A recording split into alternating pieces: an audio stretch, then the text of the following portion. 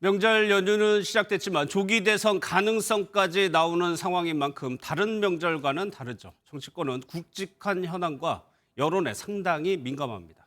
국회팀 강영호 기자와 살펴보도록 하겠습니다. 어서 오세요. 예. 먼저요. 구속 연장이 불어대면서 정치권이 술렁였습니다. 여야가 보는 속내가 좀 다를 것 같아요. 네, 앞서 리포트에서 보신 대로 검찰이 신청한 구속영장 연장 불허가 곧 윤 대통령의 석방을 의미하는 건 아닙니다. 하지만 이를 둘러싼 여야의 해석은 전혀 상반된 것을 알 수가 있는데요. 네, 우선 여당은 불허를 계기로 민주당을 향한 공세 수위를 끌어올리고 있습니다. 공수처의 수사가 불법이었다는 주장을 펼치면서 애당초 공수처 설계의 책임이 민주당에 있다는 비판을 이어가고 있습니다. 민주당 사람들이 그냥 머릿속으로 대충 법안을 만들다 보니까 검찰은 그러면 기소를 위한 보안 수사도 안 되는 것이냐, 이런 많은 법률적인 의문점을 다 낳은 겁니다.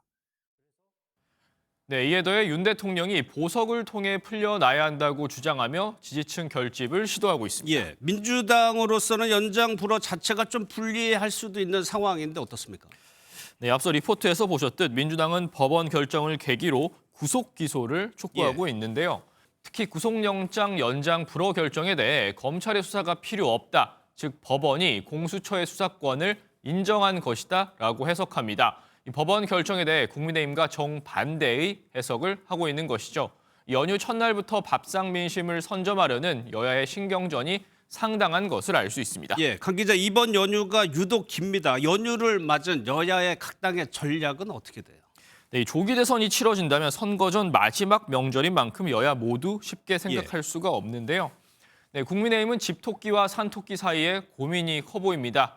그간 전통 지지층을 고려해 구속이나 수사 측면에서 윤 대통령과 어느 정도 스텝을 맞춰왔는데 자칫 중도층 민심 위반을 불러올 수 있다는 우려가 작용한 것이죠. 이러한 우려는 최근 당 전략기획특별위원회 회의에서도 제기된 것으로 전해집니다.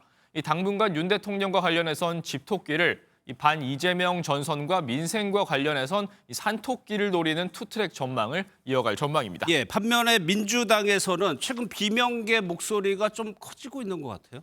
네, 최근 주춤한 당 지지율 상황과 관련해서 비명계 목소리가 점차 커지고 있는데요. 네, 이재명 대표 외에 다양한 길이 있다고 주장했던 김두관 전 의원은 모레 서울역에서 개헌 추진을 위한 퍼포먼스를 준비하고 있습니다. 이 개헌 이슈를 주로 여당에서 주도하는 모습이었는데 민주당 내부에서 개헌 목소리를 내며 차기 대권을 준비하는 모습인데요. 다음 달 14일엔 넥스트 코리아라는 포럼을 출범하며 정책 구상에 나설 전망입니다. 김부겸 전 국무총리도 연휴 이후 현 정국에 대한 고민을 나눌 원로들과의 만남을 준비 중인 것으로 전해집니다. 예. 이 부분과 최근 여론에 대해서 이재명 대표 측은 좀 어떻게 보고 있습니까? 네, 이 대표 측은 당내 다양한 목소리가 있는 게 당연하다며 일일이 대응하지 않고 있는데요. 예. 하지만 앞서 여론조사 결과 전해드린 것처럼 마냥 관망하긴 어려운 것도 사실입니다. 이 가상 대결이나 정당 지지도에서 우위를 점하지 못한 것은 물론 비호감도 측면에서 이 대표는 1위를 기록했는데요. 이념 성향별로 보더라도 이 보수층과 중도층에서 이 대표에 대한 비호감도가 높은 것을 확인할 수 있습니다. 국민의힘의 반 이재명 전선과 비명계 공세를 함께 견뎌내야 하는 상황에서 중도층 확장을 고심할 수밖에 없는데요. 민주당은 연휴 직후 반도체법 관련 토론회를 여는 등 중도층 공략에 나선다는 전략입니다. 알겠습니다. 잘 들었습니다. 강영호 기자였습니다.